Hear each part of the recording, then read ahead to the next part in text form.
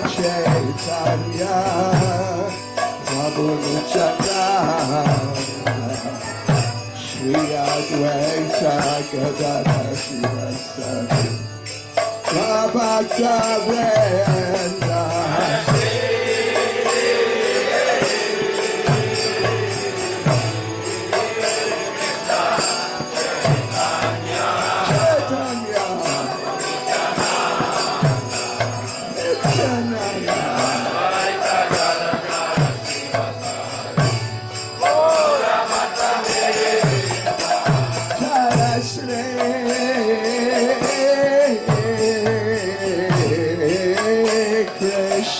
Chaitanya Prabhu Nityananda Shri Advaita Gadadhara Sivasati Bhattacharya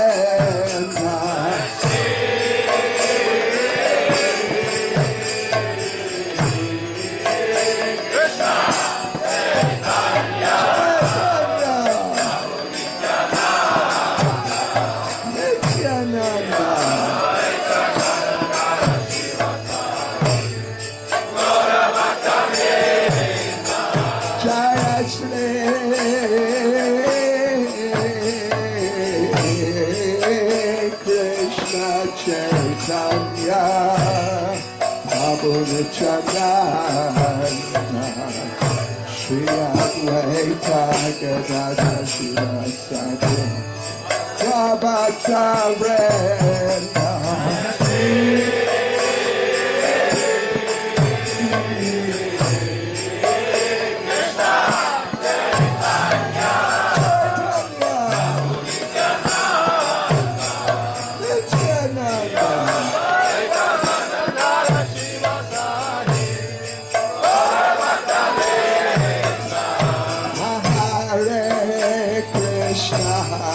Krishna, Krishna Krishna, Hare Hare, Hare Rama, Hare Rama, Rama Rama, Hare Hare.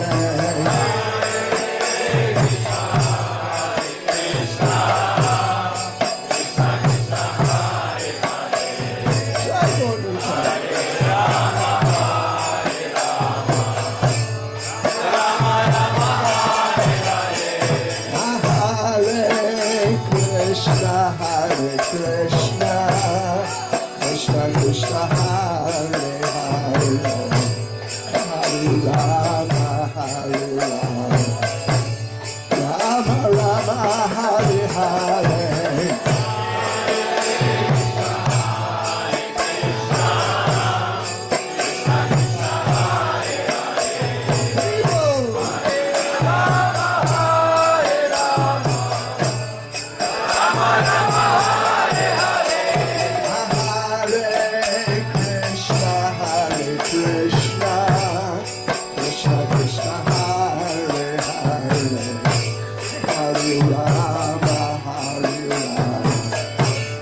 Rama Rama, Hare Hare.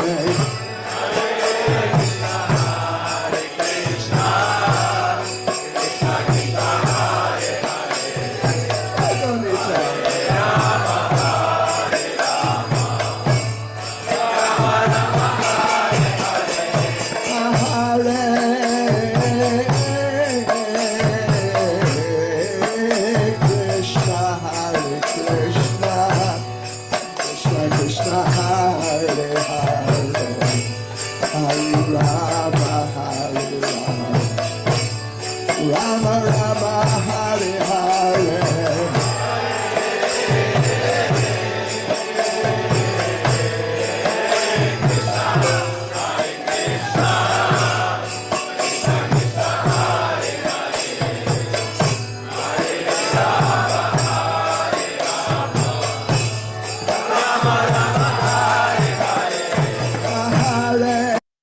Hare Krishna. Jai, good woodies. Please accept my humble obeisances. All glories to Srila Prabhupada. Hare Krishna, Hare Krishna. This morning we're very fortunate to have His Grace Balabhadra Prabhu from ISKCON Atlanta. to give the Srimad Bhagavatam class, Canto 1, Chapter 17, Punishment and Reward of Kali, Text 33. Hare Krishna, Prabhu, please accept my humble obeisances. All glories to Srila Prabhupada. My obeisance was Prabhupada. Okay, and it's all yours. I thought the chapter was the punishment and reward of Balabhadra.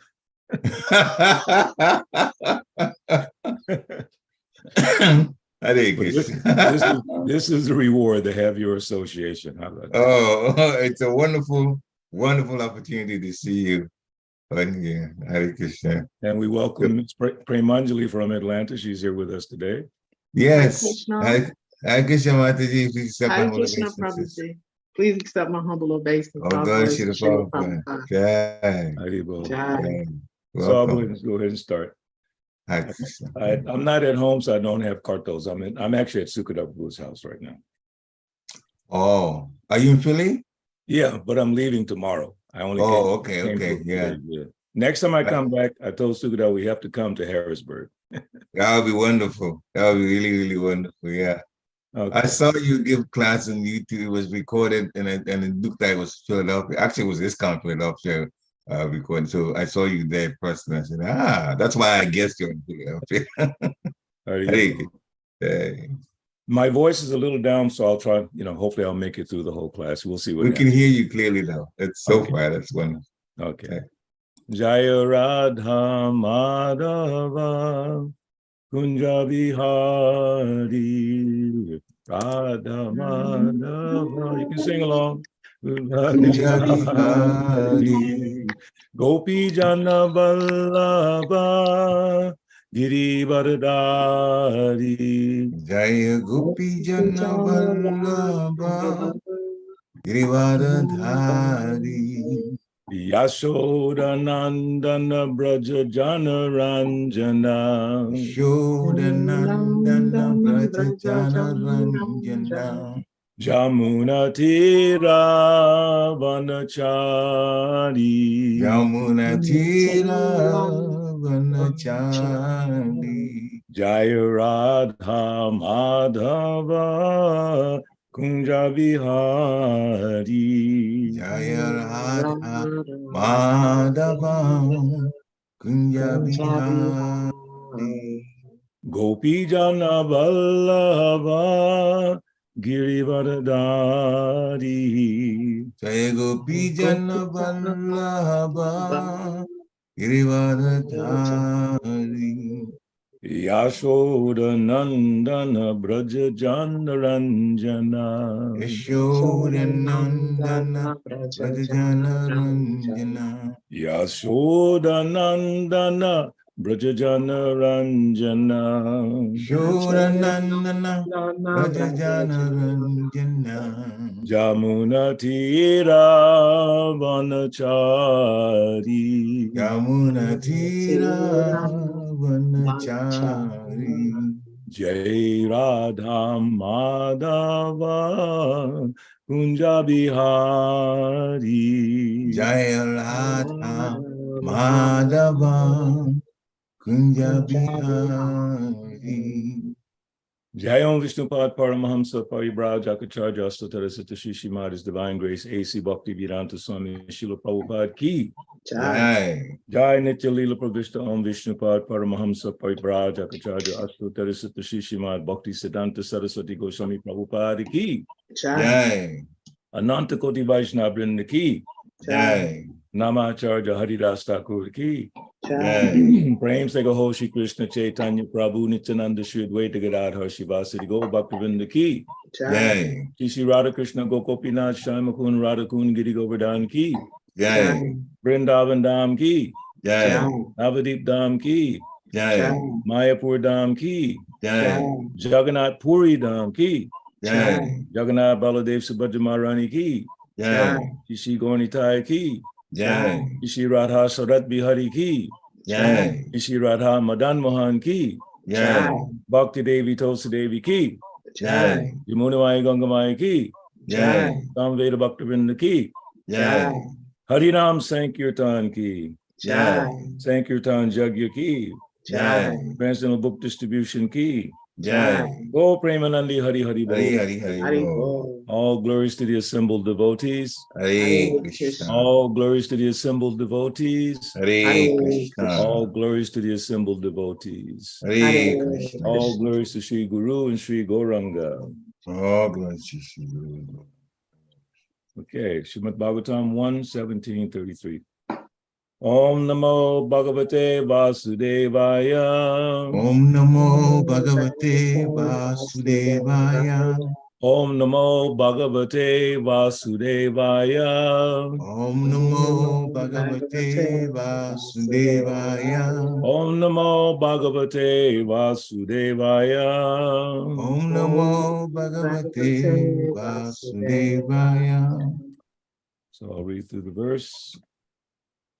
Navartitavyam tada dharma bando dharmena satyena chavartitavye brahmarvate yatra yajanti yagyaya yageshwaram yagya vitanta vigya navartitavyam tada dharma bando dharmena satyena chavartitavye brahmarvate yatra yajanti yagyaya Yageshwaram Jagya Vitanta Vigya Navartitavyam Tadadharma Bando Dharmena Satyena Chavartitavye Bhamaravate Jatra Jajanti Yagyaya Yageshwaram Jagya Vitanta Vigya.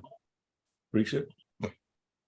Navartitavyam Taradatma Vando Dharmena Satyena Chavartitavye Pamavate yatra jajanti yagye Yageshwaram yagya vitana vigya. Hare Krishna. Haribol. Anyone else? Premanji, you want to try? Okay. Nanvarti tavyam tad ardama bando dharmena satyena cha varita tavye Brahmavarte Yatra Janti Jarner Yaneswaram Gyana Vitana Vijana. Haribol. Anyone else? Okay, word for word. Not. Vartitavyam. Vartitanyam. Deserve to remain. Deserve to remain. Tat. Tat. Therefore. Adharma. Irreligiosity. Bando. Friend. Dharmena. With religion. Satyena. With truth. Cha. Also. Vartitavye. Being situated in. Yeah, sorry. Brahma avarte. Place where sacrifice is performed. Yatra. Where. Yajanti. Duly performed. Yagai. By sacrifices or devotional services. Jagya Ishwaram. Unto the Supreme Lord, the personality of Godhead. Unto the Supreme Lord, the personality of Godhead. Jagya. Sacrifice. Vitana. Spreading. Vigya. Experts. Translation purport by His Divine Grace A.C. Bhaktivedanta Swami Srila Prabhupada. I request everyone to please put your phones on mute, so there's a little echo in the background. Therefore, O friend of irreligion, You do not deserve to remain in a place where experts perform sacrifices according to truth and religious principles for the satisfaction of the Supreme Personality of Godhead. Purport. Yogeshwara, or the Supreme Personality of Godhead, is the beneficiary of all kinds of sacrificial ceremonies. Such sacrificial ceremonies are prescribed differently in the scriptures for different ages. In other words, sacrifice means to accept the supremacy of the Lord and thereby perform acts by which the Lord may be satisfied in all respects. The atheists do not believe in the existence of God, and they do not perform any sacrifice for the satisfaction of the Lord. Any place or country where the supremacy of the Lord is accepted, and thus sacrifice is performed, is called Brahma Varta. There are different countries in different parts of the world, and each and every country may have different types of sacrifice to please the Supreme Lord. But the central point in pleasing him is ascertained in the Bhagavatam, and it is truthfulness.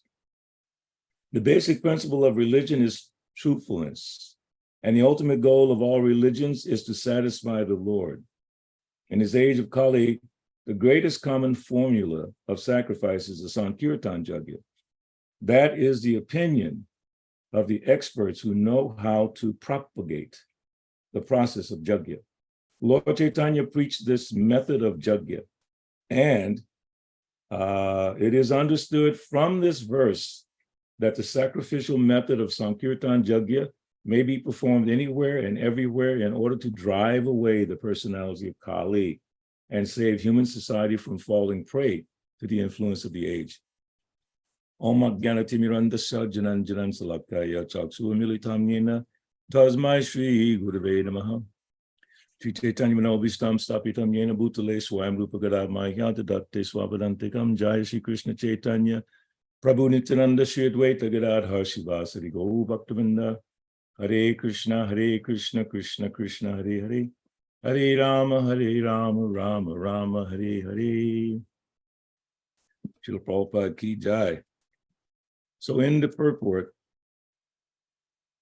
Srila Prabhupada points out several things that we'll discuss a little bit, each one, beginning with this Yogeshwara, or the Supreme Personality of Godhead, is the beneficiary of all kinds of sacrificial ceremonies.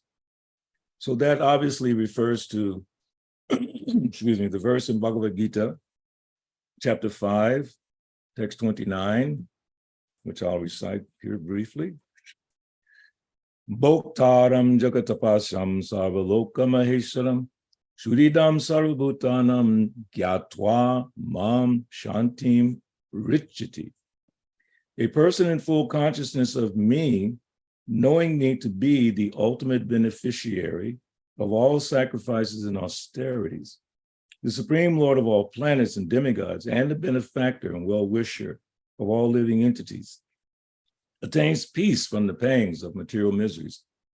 So this verse very clearly describes, as Srila Prabhupada called it, the peace formula. And he pointed out very astutely that the material society is constantly not just in anxiety, but conflict. There's constant conflict throughout the world. And we know that to be a fact. There's never been a time in human history, even going back to the time of the Pandavas, where there's not been conflict. Like the whole Kurukshetra battle, 640 million people died on that battlefield, major conflict. And going even further back, Ramchandra and Ravana. So we can see throughout history there's conflict.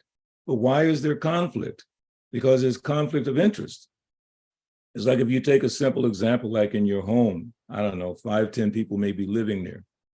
And if there's no agreement on how we're going to function as a group or a family, then there'll be conflict. One person's thinking the purpose of this house is for my enjoyment. Like, Preacher and I are both musicians, so we know how that feels when we try to practice in a home with other people. It's like people complain. It's like I play drums and they're so loud, so I'm always very conscious of that because I'm living in an environment where there's someone other than me. So I have to be attentive, conscious of that. But in our material society, everyone is going off to their corner and claiming it as their own and then fighting with each other. But for the devotees, how is it that we can live together in a Krishna conscious environment? I grew up living in the temple living physically in the temple from 1973 until 1996 when my wife and I moved out. But that whole experience of living with devotees and having to sometimes put my interest to the side for the sake of peace within the community. And we find within our movement, when there is interest other than the pure interest of Srila Prabhupada and Krishna, we find conflict. And sometimes we can't even figure out why is there conflict in the temple. It's a simple answer, this verse. Everything should be done for the pleasure of Krishna, not for ourselves. Anytime we parse out something for ourselves, trying to create a Krishna conscious environment, there will be conflict. And we know that for a fact throughout history. And I'm referring especially to our movement, because Srila Prabhupada, upon preparing to leave this world, he said, to some extent, that the test of your love for me, meaning Prabhupada, after I leave will be how well you can cooperate. So how can you have cooperation if you don't have a particular set of standards or a particular goal that everyone's shooting for? And in fact, sometimes there's a goal that's established. You may not agree 100%, but that goal has the end result that everyone wants. And in the case of the Krishna consciousness movement, is to please Krishna and to please Srila Prabhupada. I mentioned recently that when Srila Prabhupada passed away in 1977, November 14th, there was a hush over the whole movement. No one knew what to do. Everyone was confused. Tears were flowing, hearts were breaking. It was intense. But then all of a sudden there was an international realization. And what was that realization? It was during the Christmas marathon season. So all over the world, devotees got the same realization that we can sit here and we can lament as our goal, see how much emotion we can draw out for Srila Prabhupada, or we can do what he wanted us to do, or would be happy for us doing, and that was book distribution. That year, we had one of the largest book distribution marathons in history because all the devotees thought, let's just please Prabhupada. So that took away any confusion, any misunderstanding. It brought us all together. And we know throughout the history of ISKCON, it's always been Srila Prabhupada, how to please him, that brought us all together. So whenever we forget that, we have conflict. Hopefully, we'll make advancement to the point where we're thinking more of Krishna directly. That's not an easy task. You know, focusing on Krishna is not an easy task because we don't have that direct experience of holding Krishna's hand, dancing with Krishna, seeing him playing his flute. Our realizations have not risen to the point of being able to really see Krishna in the deity. Because if we did, all of our actions would change. If we really understand that Krishna is in the deity, he's there, everything would change. And we're going to take that discussion even a little further, because Krishna is not only in the deity, Krishna is in every atom. So if Krishna is in every atom, then our whole attitude toward life should change. He's always with us, seeing us, watching us. So this verse, Bhagavad Gita 5:29, Bhoktaram Jagatapasham. He's a beneficiary, as mentioned in this purport. Yogeshwar, or the Supreme Personality of Godhead, is the beneficiary of all kinds of sacrificial ceremonies. So here, Bhoktaram means the beneficiary. Haribol Anasuya. Long time. Haribol Prabhu. Accept my basis focus of So my base goes Prabhupada. So happy to see you both together. How? You too, Prabhu. I'm just jumping off another class and coming on this. I'm sorry I'm late. Oh, no. It's always a pleasure to have you both here. So Thank you. Yeah, so this word Bhoktaram, in reference to Yogeshwar, the beneficiary. And in the purport, or in the verse of 529, it says Bhoktaram, beneficiary.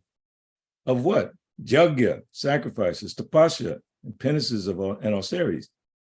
So then, yajna, sacrifices, we know that most people don't do everything for Krishna, historically speaking. Persons worship Lord Shiva. I forget the exact person in the past time, but that one person was cutting off his flesh and throwing it into the fire. And we kind of humorously said, I cut my flesh to please Mahesh.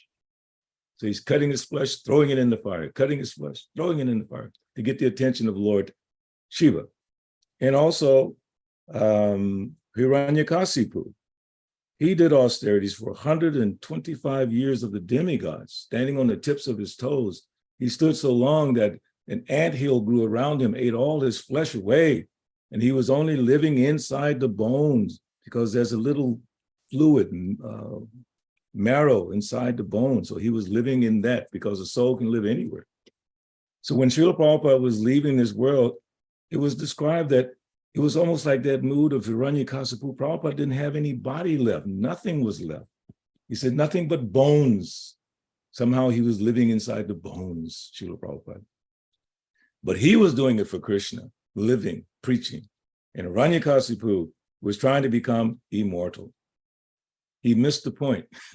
And Brahma had to tell him, because Hiranyakasipu said, make me immortal. Brahma came to him and he was doing his sacrifices, his bone, all the flesh is gone. He put some drop of nectar on, the flesh came back, and he's asking, make me immortal. And Brahma says, I'm sorry, I can't do that. Even though I live for 311 trillion years, I can't make you immortal because I'm not immortal. You have to think about that. 311 trillion years? That's practically immortal, but it's not. It's like a little flash in time in the Vedic concept of life. So the beneficiary is actually Yogeshwar, who is actually Krishna. We think we're trying to always get something for ourselves. We do whatever we do, as they say, what's in it for me? We start thinking, what's in it for me? Huh? And sometimes we won't even do something unless there's something in it for me. Of course, in our the structure of our Krishna consciousness movement, sometimes we give gifts to people when they make donations, or we have incentives. And I'm not at all against incentives because I use them all the time. But we should, along with incentives, there must be education, which would be something we'll cover a little bit more here. Prabhupada taught us meaning all of us, including all of you who didn't even meet Prabhupada, because he's teaching through his books. He said, more important than my form, my vapu, is my vani, the instructions. They will live on after me. And Prabhupada's been gone since 1977, but the movement somehow is still going on the strength of Srila Prabhupada's books. So when we have that realization, Bhoktaram, who is the beneficiary? To whom should I work and give the results to? And we know in this material world that we've tried so hard to please so many people in our lives, giving the results of our hard-earned efforts, our work, giving it for pleasing others outside of the scope of Krishna consciousness. We know that it's only brought frustration, if we're honest. But in the Krishna consciousness movement, we see that when we all focus on pleasing Krishna, like Janmashtami, or what's coming up, Radhastami. I mean, all the conflicts amongst the devotees seem to disappear on festivals. I may be wrong, but whatever we're all upset about, it's like disappears. We all get ready. We're all focused, especially Radharani. Wow. We should be thinking about her all day, every day, leading up to that day. And all the time. When we chant Hare Krishna, Radharani's there. Sometimes we may not think about it. So Radhastami is coming. For me, I think about it in this regard, because our deities in Atlanta, Premanjali knows very well how beautiful Radha Madan Mohan are. Those deities were installed 1986 on Radhastami, personally by His Holiness Jayapataka Swami, personally. And His Holiness Indradyumna Swami, Premanjali's guru, when he came to Atlanta, he looked at Radharani, and these are his words: it's the most beautiful Radharani I have ever seen. The one in Atlanta, because she's very, I don't know, she looks very humble, sweet. If you go to New Orleans and see the deities there, Radharani's hand is like this, and it's a big hand, and she's very powerful, very stern. So when devotees go in the temple room, they're very careful. Radharani is like really stern. But in Atlanta, she's almost like just so sweet.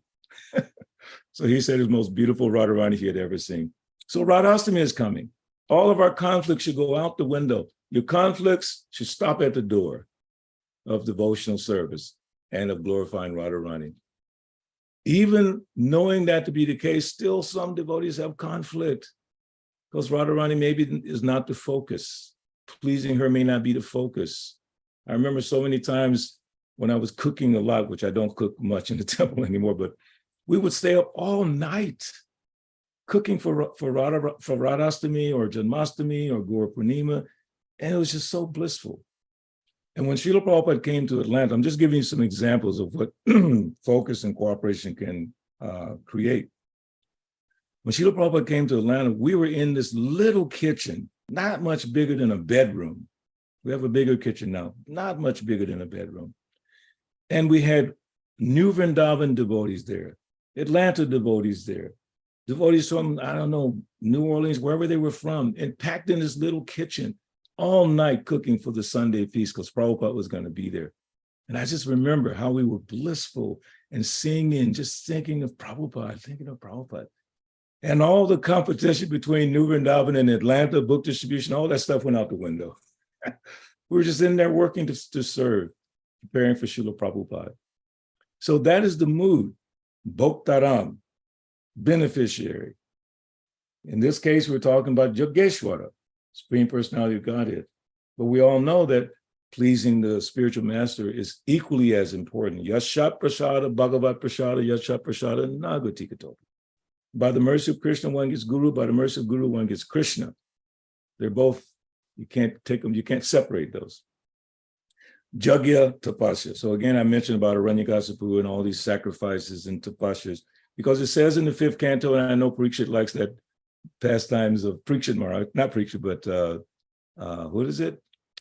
5th canto, my brain just went dead. Rishabdev. Okay. Yeah, Rishabdev. Tapo Divyam Putraka Yena Siddhe. He should perform Tapo Divyam, divine austerities. He's telling his sons, 100 sons, he's trying to educate them. Divine austerities, not just mundane austerities. It's like if you want to become a great football player, there is so much austerity. Oh my God. That's why when I went to high school and they wanted me to play football like my brothers who were very famous, I went out for 2 days and I said, not for me. I went right to the band. I said, it's not for me. Too much austerity, couldn't take it. So in Krishna consciousness, sometimes people leave because it's too much austerity. What is the austerity? Chant, dance, and be happy. I can't do it. What? Wow. Just think about that. I was speaking the other day, I guess it was Philadelphia. Susukam kartam avyayam, right? Susukam kartam avyayam. This process is joyfully performed. So I wonder why devotees look so unhappy sometimes. The process is supposed to be joyful. And I'm looking, thinking, why are you not smiling? So when I was giving class, I pointed to this devotee. I said, smile. He's like, I said, show me some teeth. He's like, smile. Then I saw a transformation happen in his body. He was like feeling good. Then I pointed to another one. You smile. Show me the teeth. And the whole room became electrified. I said, I don't like this sad faces in the movement. I don't like it. Susukam kartam avyayam. We're doing the sacrifice for the pleasure of Krishna and his pure devotees. And the result is happiness, bliss. And I remember Vishnu John Swami, how blissful this devotee was. It was unbelievable to see him. And I tell the story that we were locked up, put in jail with Vishnu John Swami, about 40 devotees plus, including Lakshmi Nrsimha and so many other devotees. And Vishnu John Swami, he just wouldn't stop smiling at the police, at the jail, at us. He gave a Bhagavatam class sitting in the jail. What? I said, look at this example. It's so wonderful. He was a true example of Susukam Kartam Avyayam, that joyfully performed. So, Sarvaloka Maheshwar. What is that? Sarva, Loka, Maheshwara. So he's the Lord of all the planets, all of them. Upper, middle, lower planetary systems. Sarva means all, Loka means planet, Maheshwara, controller. Then Surit Dham, Sarva Bhutanam. So Surit, Prabhupada has explained it different places. Let's see. Surit Dham, yes. The benefactor, Suridam. In another place, he says Suridam or Surit means the best well-wishing friend. And to elaborate a little bit on that, just like we know what is a fair weather friend.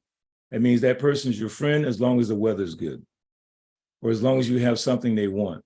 I always give the mundane example of myself when I started practicing Krishna consciousness, but I was still had another foot in the mundane world of my music and that scene and taking intoxications and all of that. But I was serious about Krishna consciousness, but I hadn't given everything up yet.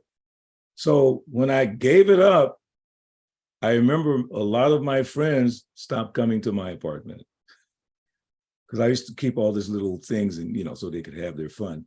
So I threw all that out. In fact, I didn't throw it out. This devotee, Mataji Sukshma Rupini, one of my gurus, she came to my apartment and threw all that nonsense out. She said, Bhakta Ben, you can't do this anymore. You want to be Krishna conscious? Sorry. And I'm thinking, can you just wait for a couple of more days? She said, no, today is out. So my friends were gone, fair weather friends. But Krishna's not like that. Surit, best well-wishing friend. Srila Prabhupada elaborates saying that he's the friend, that if you don't do anything for him, he does everything for you. How many billions and unlimited numbers of persons throughout the universe are doing nothing for Krishna? Nothing. We're not talking about demigods. We're just talking about living entities. Prabhupada said living entities are all over the universe and all the planets, whether we can see them or not. They're there.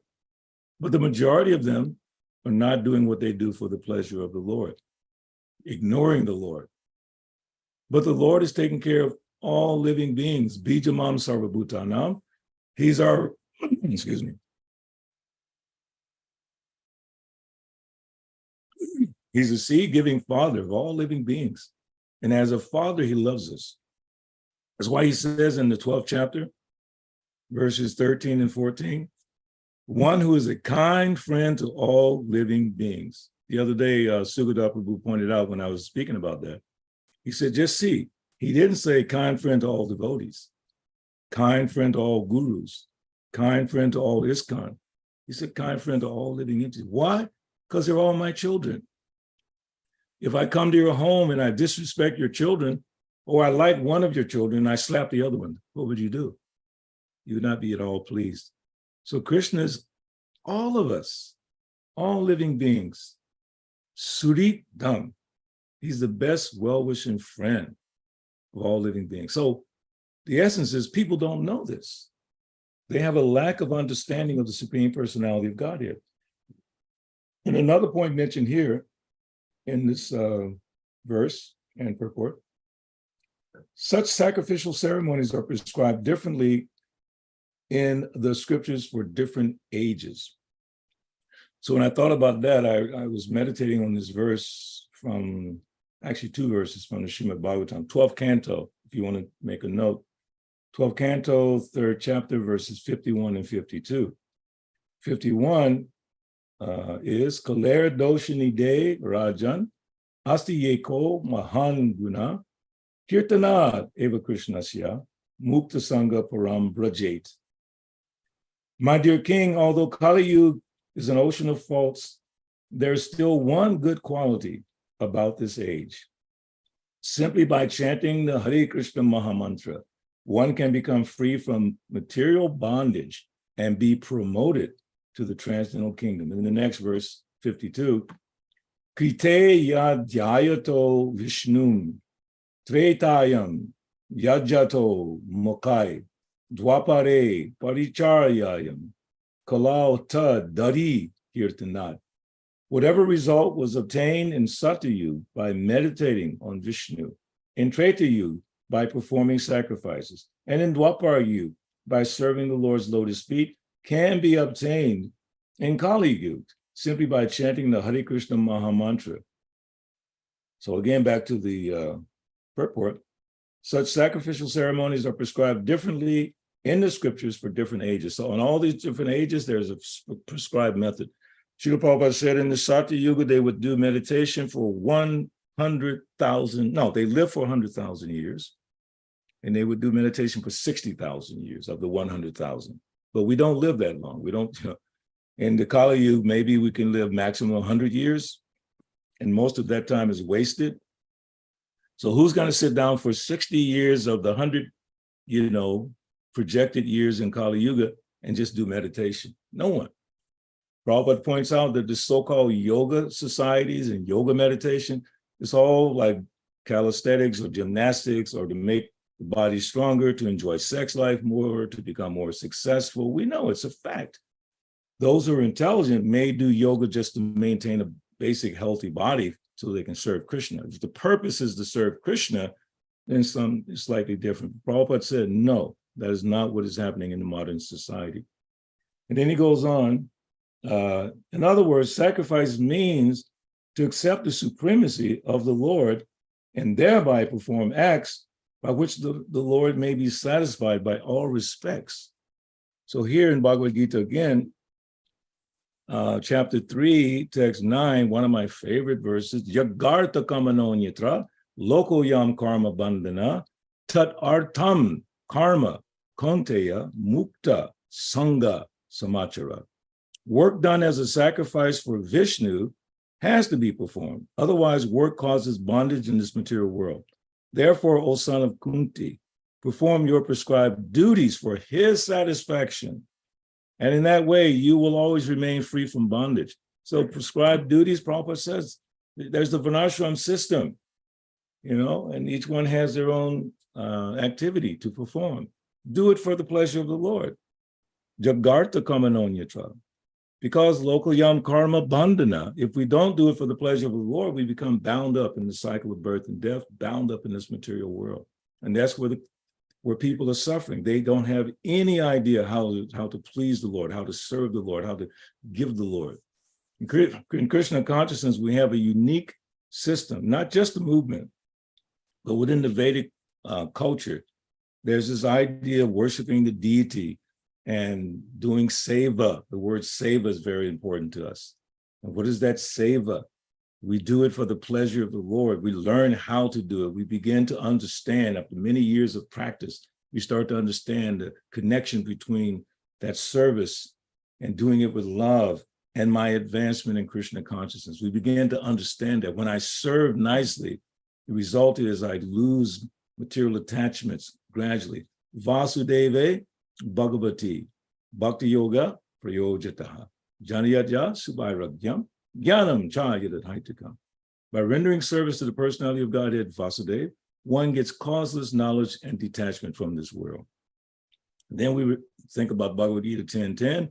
Te sam satadiyuktanam bhajitam priti purvakam tadami buddhi yogam tam yenamam upayantite. That by serving the Lord, bhajitam priti, with love, Krishna gives us understanding. That understanding is not academic, that we can just study our way back to Godhead. We'll just learn verses and we'll just use our academic acumen and just put all this stuff in a straight line of realization. No, it must be service with love. Even if we're reading Prabhupada's books, that should be done with love. And love means paying attention. That means really putting your heart and soul in trying to understand Krishna. So I did want to make one very important point based on an experience I had last night. It was so beautiful.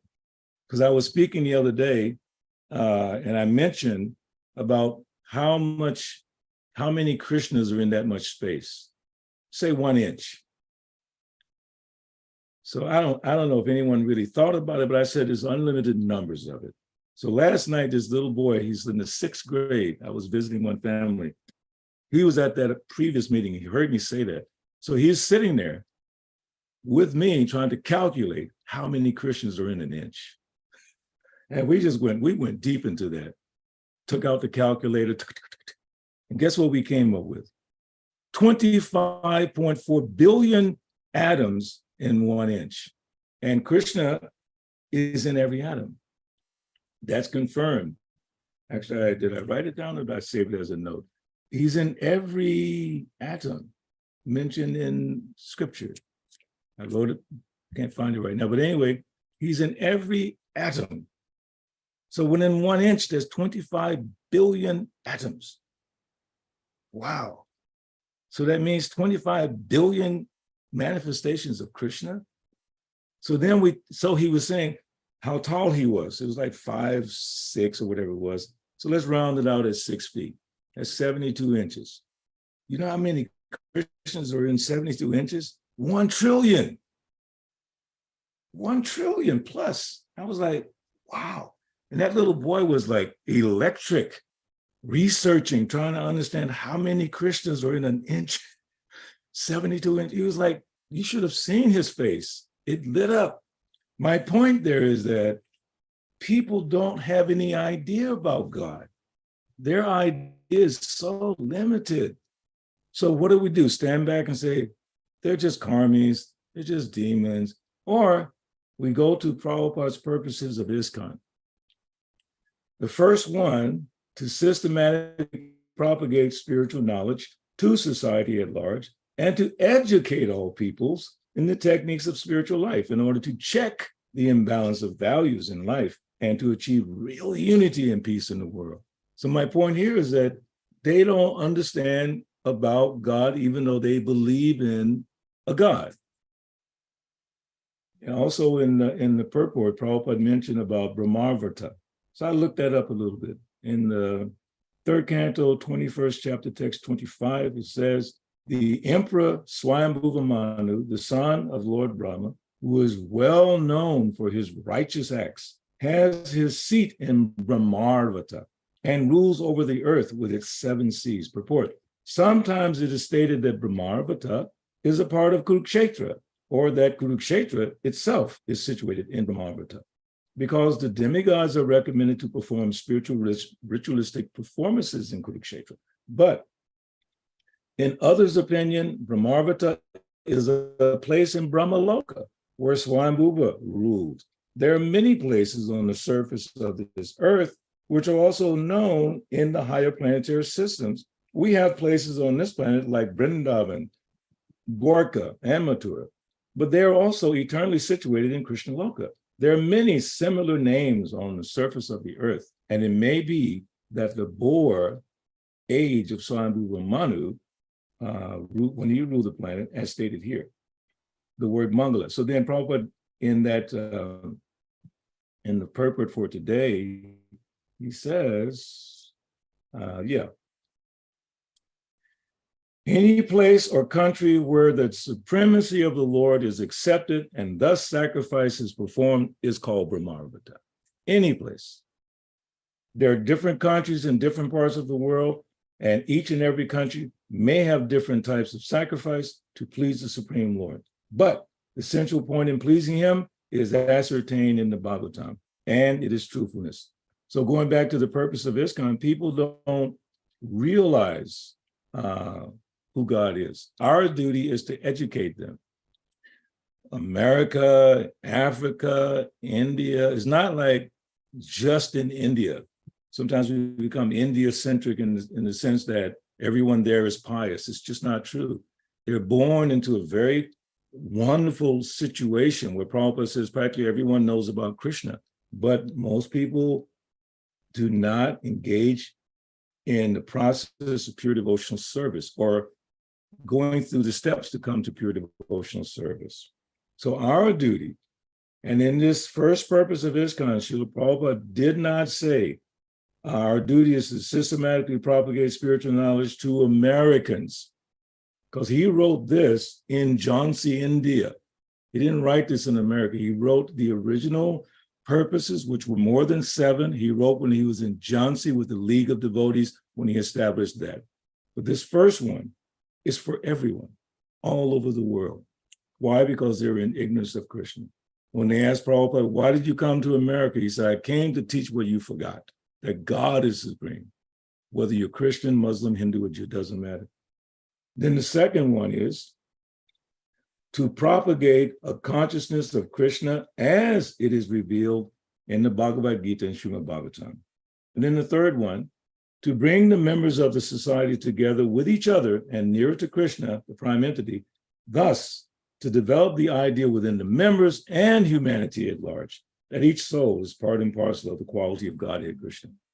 So my meditation from this verse and the things that I looked up is that we have a major responsibility, and that is to understand the philosophy ourselves, increase our faith in Krishna, the Supreme Personality of Godhead, and then boldly follow Srila Prabhupada. We don't consider ourselves gurus or big devotees, but when we say, Om Jnana Timirandasya Jananjana Salakaya, we have to do that work as well. We have to bring Prabhupada to people. We have to bring that light of transcendental knowledge to people. This is the life of all transcendental knowledge, the Sankirtan movement. The Sankirtan movement is the vehicle for doing all of this. The holy name, prasadam, and glorifying Krishna and educating. See, book distribution is not about making money, although money should be made. Prabhupada did not want us to cheat the BBT and take the books and sell them and not, pay for them. Main point was pay for the books so the BBT would be healthy and the temples could be healthy, 50-50, Prabhupada saw. But he also was a little disgusted that devotees were not preaching in their book distribution. He didn't like that. He asked the devotees once, what do you say on Sankirtan? And what they said, he was not pleased at all. He said, you don't read my books? You have this opportunity of the person in front of you who is in ignorance. You ask them, do you know who's Krishna? And they go, oh, not really. I saw you guys, bald-headed guys on the street. That's it.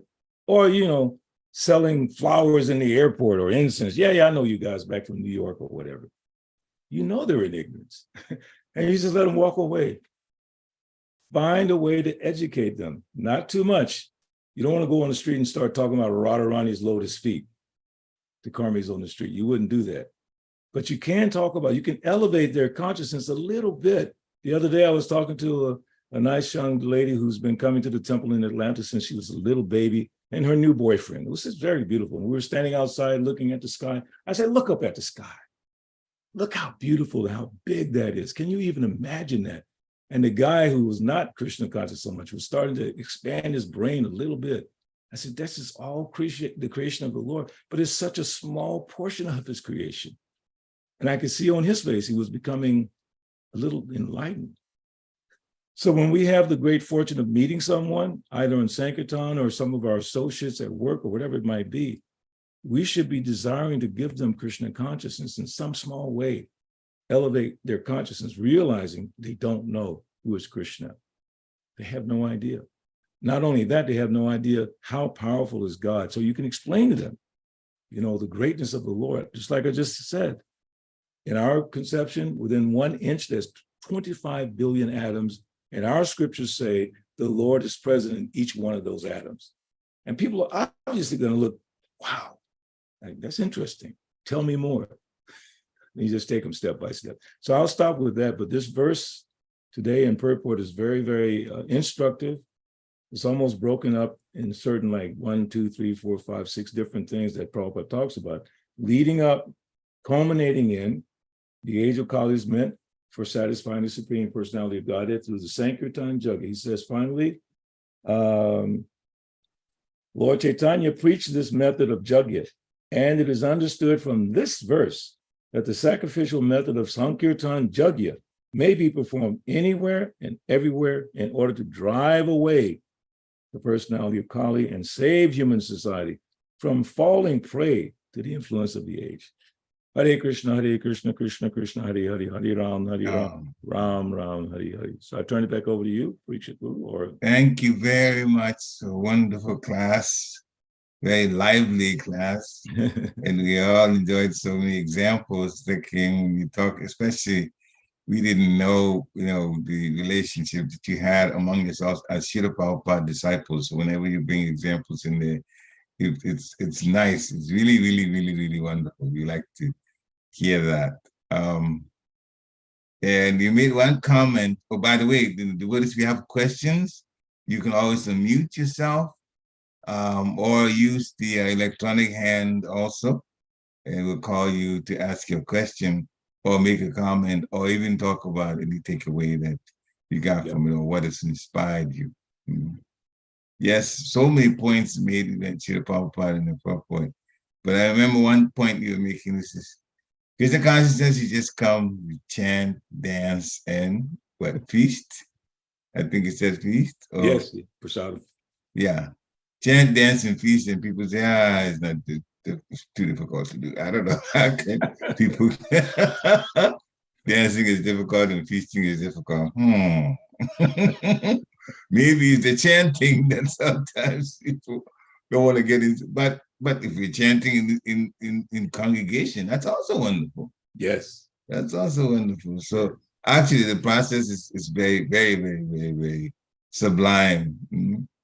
And I would say one thing, this past Sunday, 2 days ago, in the Harrisburg Temple, the World Holy Name, it's World Holy Name Month, is it? For the week, yeah.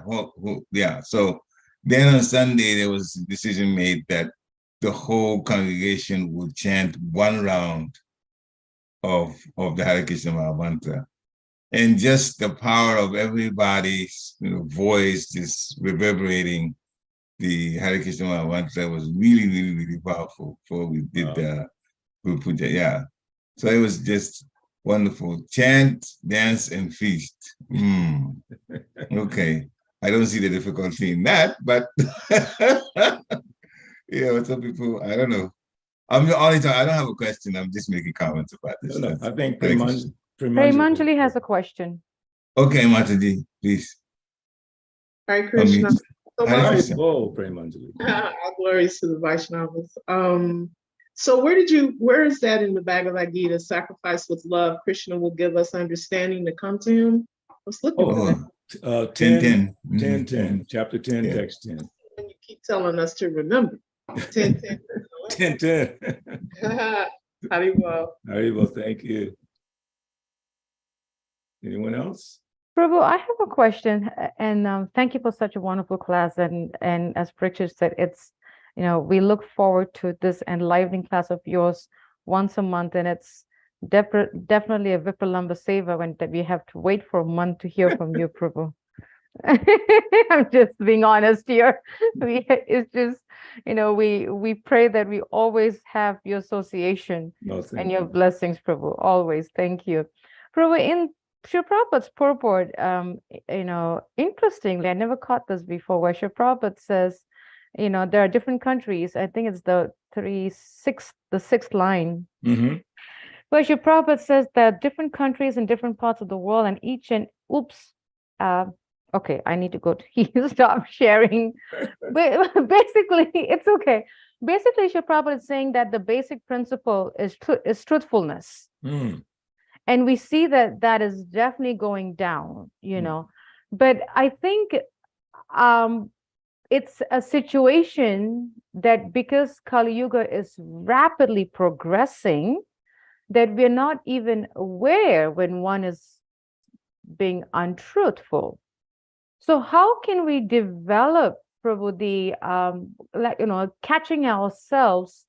Because I think, when one is trying to be untruthful, is like covering up themselves, covering up the stuff or whatever. How can we learn to be aware or develop that character of not being untruthful? But at the same time, I've also heard and I've been told that there's a fear of having one's life be an open book. Yes, open book. That is a quote that I hear a lot from Bhattacharya Swami, that a devotee's life should be an open book, and it raised eyebrows like from here to God knows where. Yep. So I'm just thinking, Prabhu, how can we balance that? Okay, I'm afraid to be an open book, but because when I think of the phrase a devotee's life is to be an open book, I'm thinking it means transparency. Yes. But at the same time, there's a fear of being truthful. So how do we balance that, Prabhu? See, it's really good that you brought that, because in one of my favorite places in Bhagavad Gita, chapter 13, verses 8 through 12, the 20 principles of knowledge, which Krishna says anything beyond that, besides that, is ignorance. So one of them is arjavam, simplicity. And then Prabhupada explains each one of those words so beautifully. Simplicity means that without diplomacy, one should be so straightforward that he can disclose the real truth even to an enemy. As for acceptance of the spiritual master, that is essential, because without the instruction of a bona fide spiritual master, one can have progress in the spiritual science. So that encapsulates the idea of being truthful, even to your enemy. That's a difficult pill to swallow. That much transparency. And you know and I know, we're not always that transparent.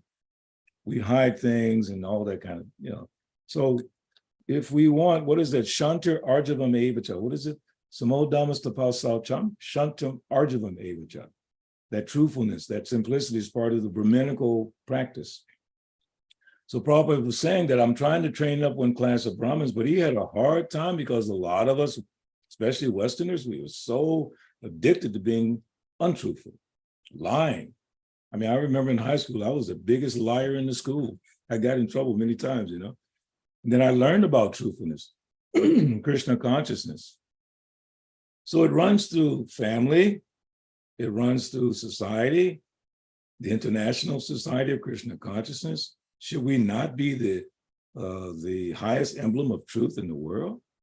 But unfortunately, we're not always, because we have different motives to achieve a particular motive. We might twist the truth or whatever. We've seen that in the history of this movement. Devotees took statements of Srila Prabhupada, used it for their own purposes in an untruthful manner.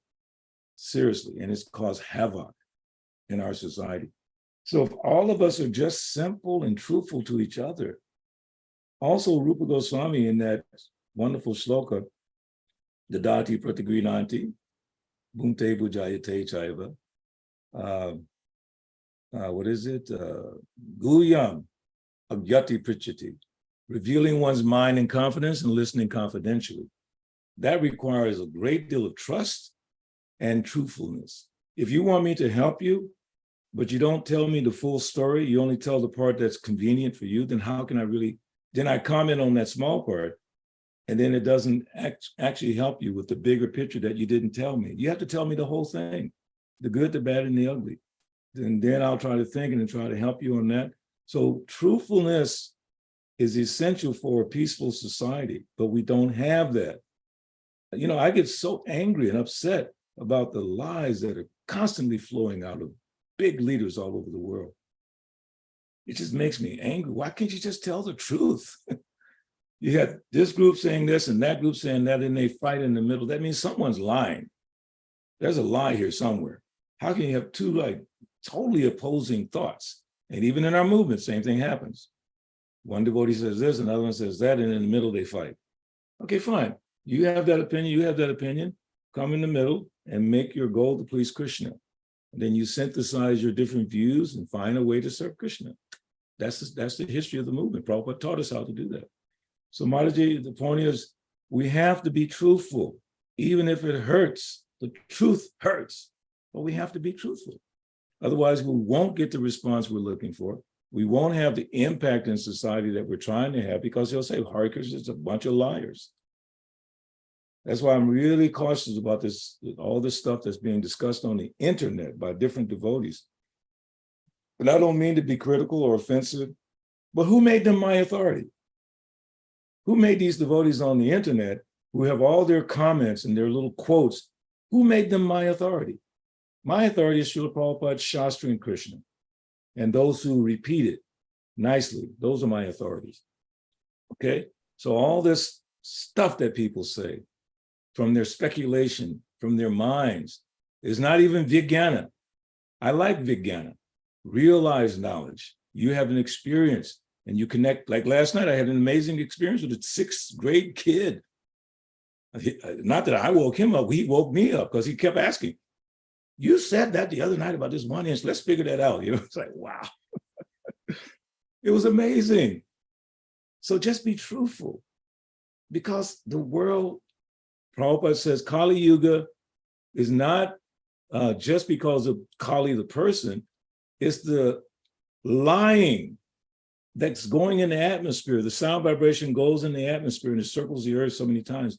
So many lies. That's what's causing the problem in Kali Yuga.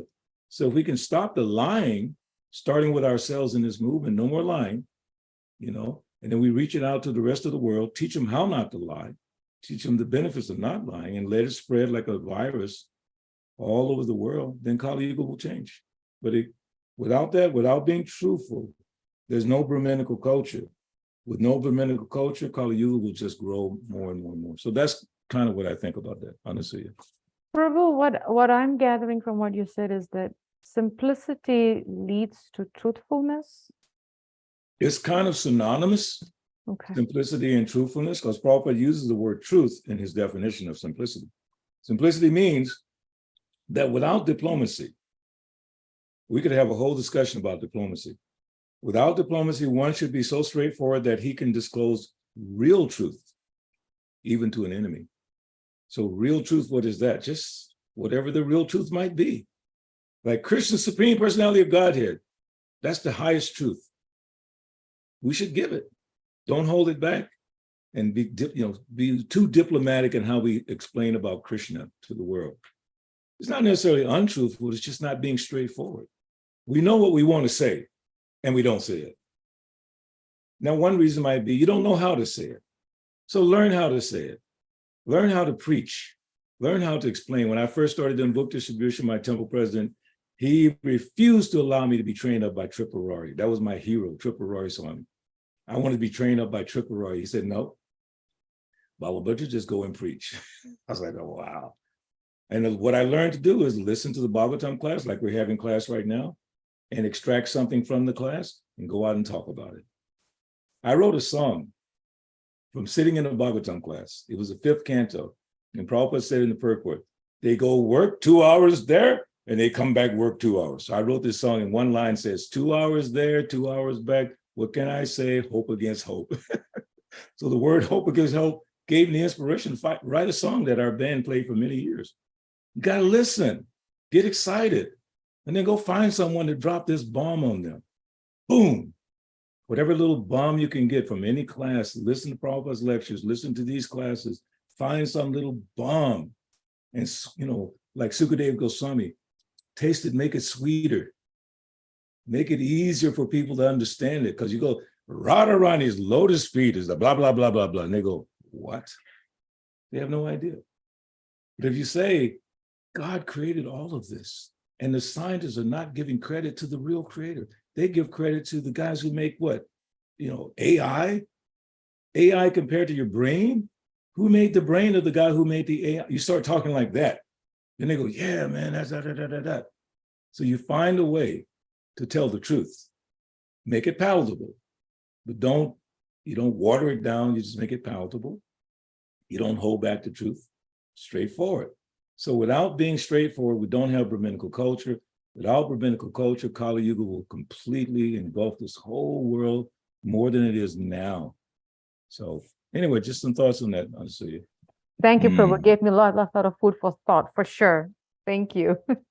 Thank you very much, Prabhu. Thank you. I think dear Krishna Prabhu wants to ask a question. He's raised the other hand. Hare Krishna Prabhu. Hare Krishna, dear Krishna Prabhu. Srila Prabhupada, all glories to you. Thank you for such a wonderful class, Prabhu. Always a lot of food for thoughts in your class. Thank you for that. I will try to make it quick. So, like you mentioned in your class, like how as devotees, especially in the moment of Srila Prabhupada, we all are expected to keep our personal interest aside and selflessly serve the mission. And all these festivals like Janmashtami, Radha Ashtami, everything is where joyfully devotees come together and forget about the conflicts and celebrate. At the same time, sometimes we see few people, including the devotees also, who might be practicing Krishna consciousness for quite some time. We see that still they have tendency. For example, I will give a very practical example that, let's say it's a Janmashtami. Oh, my kid should perform a solo singing, performance or whatever. those kind of practical problems do come for the program organizers. Yes. And these are the just not the people who are not practicing Krishna consciousness, who are not just the new so-called devotees, but even with the practicing devotees, we see this kind of practical situations. How to deal with that as a person who has the service of organizing these kind of events? Yeah, your point is so amazing that it revolves around education. Our duty is not just to extract the funds from the community, take their donations, put on the festival, everything grand and wonderful. So when you encounter that, what you encountered was a lack of understanding. Okay, when I'm pointing to what you mentioned about, especially organizing the stage performances, because I had to do that for years in Atlanta for the Panihati Festival. And we had a 3-day festival, and Bhattacharya Maharaj demanded me, I had to have a schedule for 3 days and different tents in different locations at the festival. And it was always the family's little girl wanted to dance, and you didn't give her enough time, and you didn't this and didn't that. So then you have to pull them to the side and explain that this festival is not for your daughter. It is not for you. It is for the pleasure of Krishna. Our job, Prabhu, is to educate them, not to offend them. Okay, I'm not saying just tell them to shut up and get in the back of the line, okay? Your turn is coming. No, you find a nice way to explain, because they are coming not just for that festival. You have to think like this. These people are coming here, they need to be educated. Like on Sunday when I gave the lecture in Philly, I said, this lecture, Sunday Feast lecture, is not for entertainment. Don't come here to be entertained. I'm not here to entertain you. I'm not Michael Jackson. Come on. This is not entertainment. It's for education. I said, you should try to find something from these lectures, Sunday Feast lectures, and the speakers should try to find something, and they should pray to Krishna. Give me something that I can say that people can take with them, put in their little toolbox, go home and save themselves. So when someone at a festival complains about the scheduling or their child this and child that, take them to the side and explain to them, this is for Krishna's pleasure. We're trying to work together. We'll make it work the best that we can. Please be patient, because that's the principle of Krishna consciousness. Patience. I know you're enthusiastic, but Rupa Goswami says enthusiasm and patience. Preach to them. Not just because we gave $5,000. No, whatever we say, you do it. No, I'm sorry, I don't go that way. Me personally, I can't function like that, because I know Prabhupada would expect me to educate that person with humility. The first principle of the 12 principles of knowledge, humility. When you talk to people, do it in a humble mood. They'll find it. They'll feel that you're not trying to exploit them. You have to say it in a nice voice, very patiently, even though they might scream at you. You keep your patience as you're trying to guide them, so you got to be more patient. But my main point is educate. Every opportunity that ignorance shows its face, it's an opportunity. You can criticize that situation, or you can say, wow, what a wonderful opportunity. Now I can preach to this wonderful family. And then you pray in your heart to Krishna, please help this person understand the significance of whatever we're trying to do. So then cooperation comes. If you can elevate their consciousness, you get more cooperation. If you don't, you're going to get more dissension, more criticism. The temple's bad, the management is bad, because my child didn't dance for 3 minutes instead of 2. It happens. So I hope that helps a little bit, Prabhu. Absolutely, Prabhu. Very nicely, very nice, beautiful. And you already addressed my next part of the question, especially when somebody is contributing to the festival in terms of donation or some seva, they expect sometimes even more. So, but thank you for addressing it beautifully, Prabhu. Thank you. And your point right there, how much of a donation have you made physically, emotionally, mentally to this movement compared to that $5,000 donation? Come on. That person thinks 5,000 is such a great, it is nice, but here you are, you've given your life.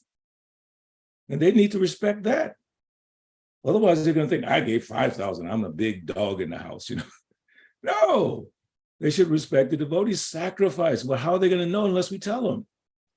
You're not going to say, well, I'm so surrendered, look at me. You don't say that. You explain about the other devotees. Look at the sacrifice all these devotees have made, Mataji. I know your child wants to dance, but look at the sacrifice all these devotees are making to make this festival happen. And let us please try to cooperate, because Prabhupada said, if we love him, we'll cooperate. And then they'll start to think a little bit more. Anyway, thank you for that point. Thank you, Prabhu, for addressing that. Thank you. I'm so glad that he raised that point. Thank you so much, because him and I go through that, Prabhu. I know. Every now and then. So him and I kind of think of the same line. So thank you for asking that there, Krishna. Go ahead, Premanjali. Okay. Go ahead, Premanjali. What are the 12 principles of knowledge? Where can I find that? 20 principles. Bhagavad Gita, chapter 13, text 8 through 12. 13, 8 through 12. Hare Krishna. It's powerful. It's so powerful. That part is amazing. Okay. If I can share something, Prabhu, when you was sharing your experience, I think the Sunday class or recently where, you mentioned that I'm not here for a show, I'm not Michael Jackson, something you're sharing. Yeah. And it made me remember, and I still think about it and I still talk about it because I think it was very powerful when Dear Krishna Prabhu gave a class on Sunday, and he gave a class on hearing, and he did a very nice class with strong points. And what was really sad is even after he went through his whole class, I was looking around the audience to see, how many people were on their cell phones while the class was going on about hearing. And how many were chanting, hiding their beadbacks behind their saris, when here is Dear Krishna speaking about hearing. And I'm thinking, Hare Krishna. So that means you didn't hear what Dear Krishna said. I was just, and I had to, and in fact, when you open up for question, I asked Dear Krishna to please address this point about hearing, because I've been singing for years, Prabhu, same folks. And I boldly said, Prabhu, can you please address this question? Because right now, as we speak, there are few people surfing on the cell phone and chanting when you spoke about hearing and implementation. I just don't get it. What is the missing link in the equation? And they all stopped. Wow. Yeah, that happened on Sunday because I just had to address it. At some point, we just have to just be bold and just speak, I guess. You have to do it. Prabhupada did it sometimes, like in Atlanta when he was giving class. The kitchen was right across from where Prabhupada was. And it was like this. It has knives cutting on the cutting board. And Prabhupada says, what is that chopping noise? He stopped the class. What is that clicking noise? And the kitchen's like, oops. Prabhupada speaking, we're making noises. So my temple president, Balabhadra Prabhu, if you were working in the kitchen during Bhagavatam class, if you were on the altar dressing the deities, Bhagavatam class, he made sure there was a speaker in the kitchen and pujari room. He made sure there's a speaker there. And then to make sure that you heard, you had to write an essay that morning. What was the class? If you were on the altar, in the kitchen, I don't care, Bhakta, Namba, you had to write an essay to prove that you heard that class. That is your responsibility. That's Parikshit and yours responsibility, making sure those devotees are hearing, because if they're not hearing, they're not advancing.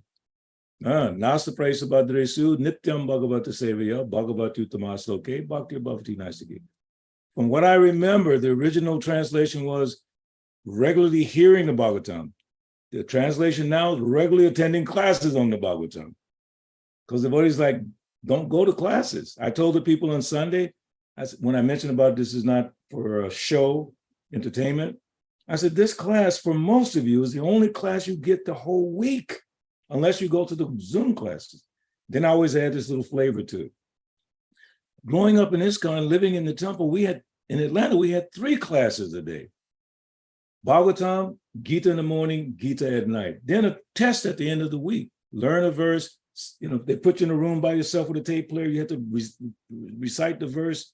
Amazing. Test every week, every day. So I said, you come here once a week. This is all you get. Our duty is to make sure you get something. I'm not just talking to them. I'm talking to the devotees who give the classes. Your job is not to try to entertain to get, because humility means you don't want, the so-called respect from everybody for being such a great orator. Your job is to educate these people knowing that they only get one class a week. And just because you have money or they give you donations, you think your job is done? No.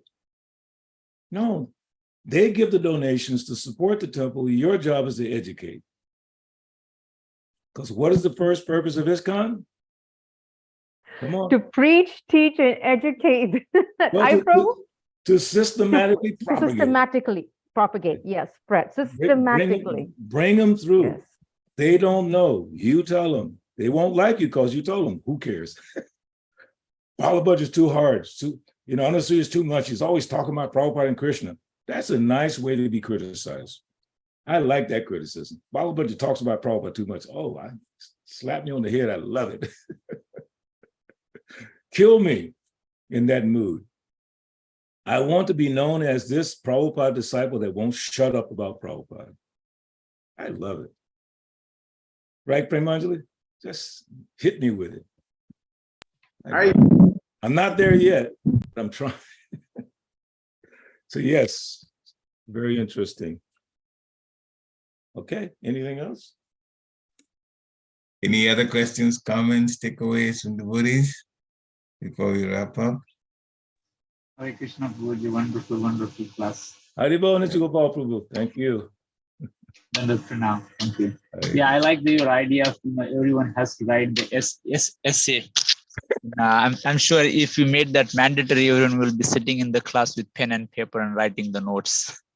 Nityagopal, you're giving me an idea, Prabhu. Be careful. I don't mind to be forced to Nityagopal Prabhu, I have said Nityagopal, Dirkesha Prabhu, there are a few of them who have, a notebook and they're jotting down the points, oh yes, Prabhu. And thing is, you can tell if someone is writing, making notes, and even on cell phone, you can tell if they're typing and surfing and having a field day watching something. But no, he's one of the few that really takes notes. Absolutely. Having a field day. No, okay, listen to what Prabhupada says in that 13th chapter, verse 8 to 12. So many things he said, but listen to this. As for actual advancement in spiritual science, one should have a test to see how far he's progressing. He can judge by these items, the 20 items in the 13th chapter, verse 8 to 12. You just go through each one. Humility, pridelessness, nonviolence, tolerance, simplicity, and see how you're doing. One time, Sessumash wrote this beautiful essay. It was challenging ISKCON, the whole movement. How well are we doing on the 7 purposes of ISKCON? I found it on the folio. I was like amazed. He's issuing a challenge. How well are we doing? So in the same way, Prabhupada is saying, have a test how you're doing with these 20 elements of knowledge. Because Krishna says, anything, all these I declare to be knowledge, and besides this, whatever there may be is ignorance. Outside of these 20, everything is ignorance. So make sure we're doing good on that. Make sure we know the 7 purposes. Most devotees don't even know the 7 purposes. That's not their fault. It's the leadership's fault. It's not your fault as temple presidents. It goes all the way to the GBC. Because it's in the documents, in the founding documents of the movement, 7 purposes. It used to be in the Back to Godhead magazine. I don't know if it's still there. It's foundational to the success of the movement to know what Prabhupada wanted. Otherwise, you ended up with what this guru wanted, or that GBC wants, or that president wants. No, it's what Prabhupada wanted. How well are we doing on that? And the first one says it all. Systematically propagating spiritual knowledge to humanity at large. I better shut up before I get in trouble.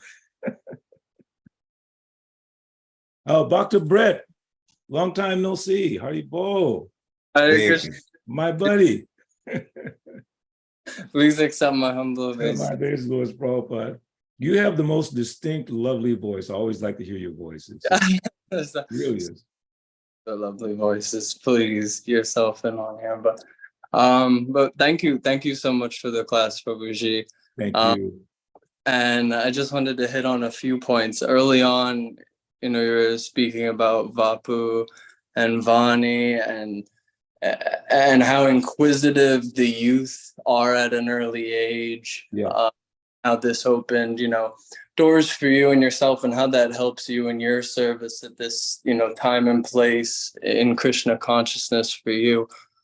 Prabhuji, I was reflecting on just a lot when you were talking about that. And basically my question is, before I go into detail, is how can we recognize a proper level of appreciation within compassion in the moment, within our exchanges with one another in Krishna consciousness. I was following you, Prabhuji, and I was thinking about this question because I saw, how much you've been posting, just to bring it up about a dear godbrother to you, Jamanjaya Prabhu. Wow.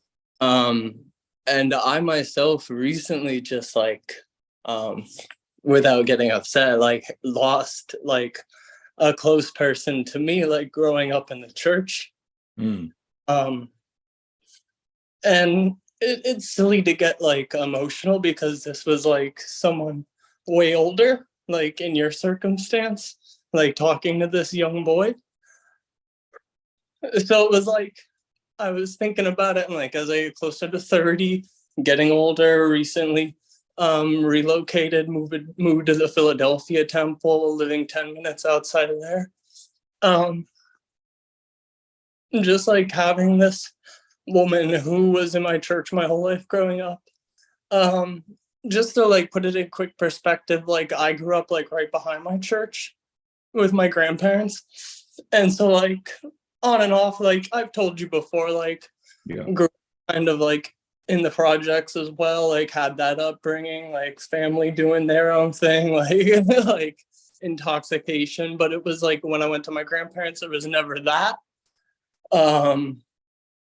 So this woman I grew up with in the church, who was the organist, as I reflect, I'm thinking about how she taught me that enthusiasm for thinking of Krishna and reflecting on just playing music. But anyway, being early and playing music, I sang with her a lot. So I was, at this time in the early 2000s, the church is declining. There was only a few people in our congregation. And, I would be Thursday and sing with her. And even as I got older and stopped going to church for personal reasons, she would call me and request me to come back. And I would only go to church if it was to sing for her. Yeah. And so I was just thinking, Prabhuji, even Pariksha Prabhuji kind of knows, because I've sat with him and practiced music. I was thinking about how we sang together, and she always taught me, but she always took it by the melody of the voice, note by note, ever since I was 5 till the time I was 17. And even a few times when I'd come back, it was always that, she always knew, subconsciously what my relationship was with God and how my level of understanding and learning was. And she taught the basics. Yeah. So as I get older and as she passed away, I'm thinking, I haven't seen this woman in 5 years. She was in a nursing home in New Jersey, but I saw her flee. So I was thinking, wow, here was this woman that took it easy with me. So, had deep compassion and love for the children in her church and this connection with God. So how can we,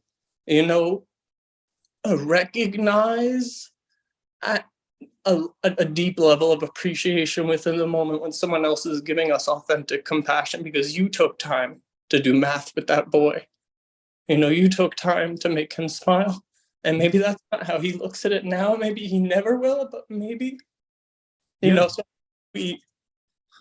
Well, I'm telling you, thank you for being so honest, because that's part of the developing love amongst devotees, revealing your mind in confidence and then listening confidentially. That's the practice. So with respect to what you're saying, I have, you mentioned about Jamanjaya, because he's my mentor for more than 50 years now. So when I heard that he was suffering, my body went numb. I said, I can't live without Jamanjaya, because I knew he was always there. You have to understand who Jamanjaya is. He started in 1969. Prabhupada personally did his marriage. He was going to take sannyas, but his wife complained to Prabhupada, and Prabhupada wouldn't let him take sannyas because he helped him with the Buffalo Temple. He shaved up Tejas, one of the biggest devotees in the history of the movement. He helped us. He started the Atlanta preaching. He started the Tallahassee preaching, Buffalo preaching. He was one of the first people, if not the first, to buy cows for ISKCON in India. Very significant person. So the smile on his face has been my life for 50 years.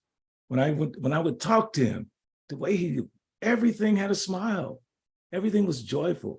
So to know that I'm losing him, but Dr. Brett, sitting with him last week and seeing him with the same smile, body becoming emaciated, he said, Balabhadra, you want some water? Let me bring a chair. I'm saying, Jamanjaya, you're dying.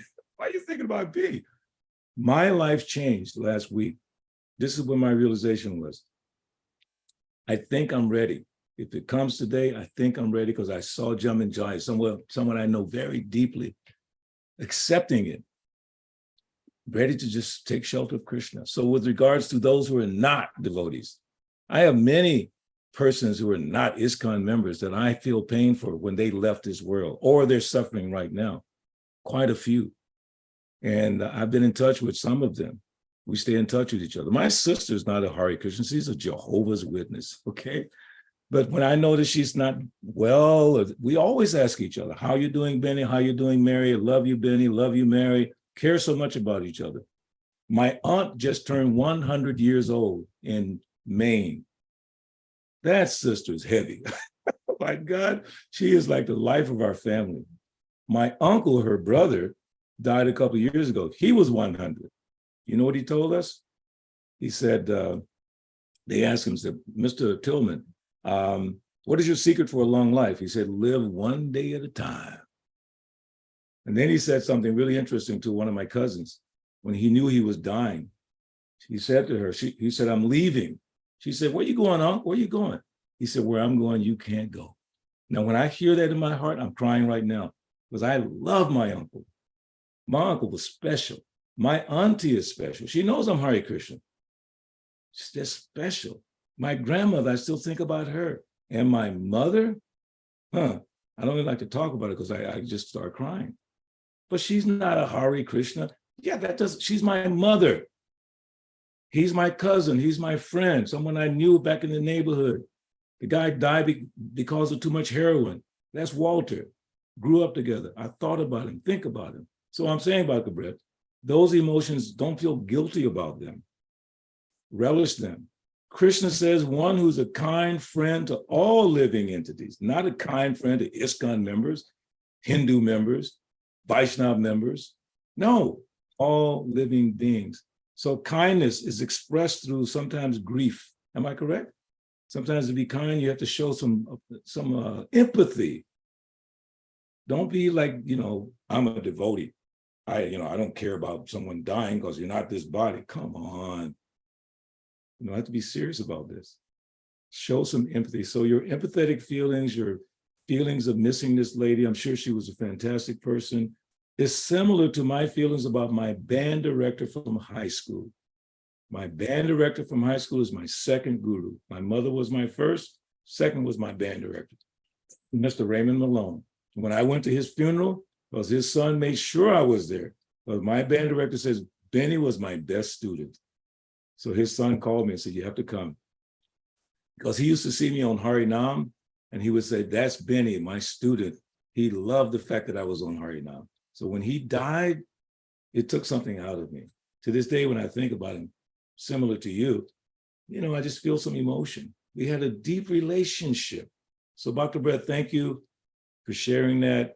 You're blessed to have that kind of a heart. That's the heart of a devotee. I'll leave you with this thought. Arjuna was lamenting on the battlefield of Kurukshetra. You can criticize him and say, oh, he was weak-hearted. But Prabhupada in the purport, 3 or 4 purports, he says, it's an indication of the soft-heartedness is an indication of him being a devotee. He was lamenting because he was a devotee, not just because he was afraid to fight. He wasn't afraid to fight. He was a devotee, and he felt others are going to suffer. Better I suffer than them. So this idea that when someone's suffering or something happens, like in your life, traumatic, you should just ignore it. I could be wrong, but I don't agree with that at all. I don't see the logic. I don't see the justification. I just don't. Well, we just don't care if someone dies that was close to us. Doesn't even make sense to me. So I hope that helped, but you helped me by sharing that. I just want to tell you that. No, thank you, Prabhuji. Hare Krishna. One thing I wanted to add, just because it hit me hard. She passed away 3 days ago, I had a special relationship, but as reading Srila Prabhupada's books, I feel like, and just reflecting on the qualities of Srila Prabhupada and qualities of a devotee that she, passed on to me at a young age, and just thinking, we praise children that grow up in a more God conscious atmosphere to some degree, but it's like as you get older, you need to, definitely reflect on, your growing level of appreciation and compassion in life. So you inspire me, and as do so many other Vaishnavas amongst this congregation. So thank you. Hare Krishna. Hare Bol. Hare Bol. Hare Krishna. Hare Krishna.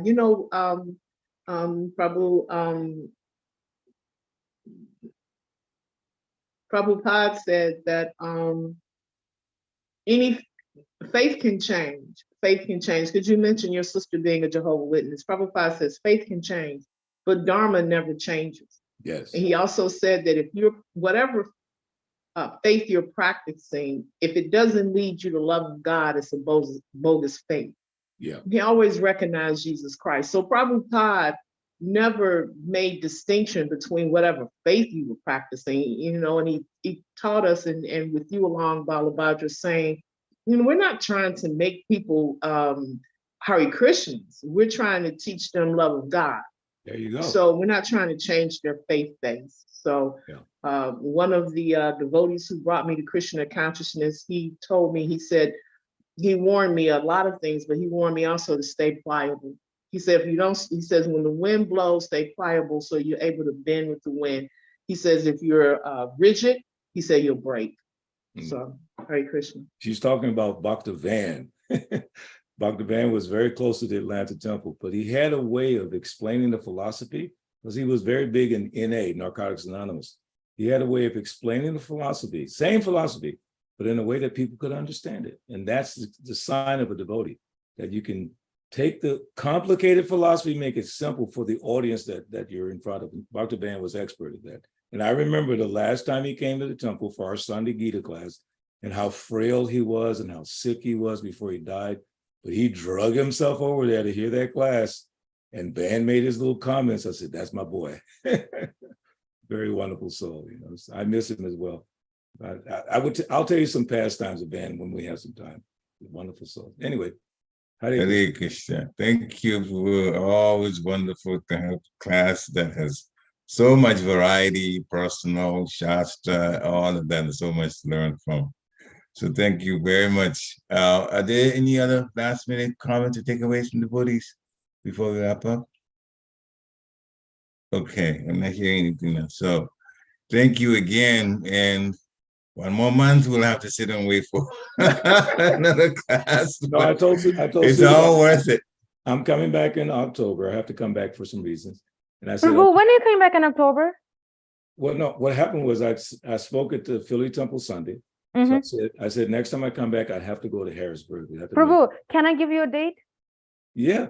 October 21st and 22nd. Oh, I'll be here during that time. I will tell my daughters to book you, because we have 8-hour kirtan on Saturday and a class on Sunday. So if you can give your 2 days to us, Prabhu, I'll cook you mac and cheese. I'll make you cheesecake. I got it. Okay. Last night, because people know I love cheesecake. You know how many cheesecakes I got last night? 4. Oh my God. Prabhu, we'll make you cheesecake, we'll make you mac and cheese, we'll make you lasagna, we'll make you. Okay, we got you.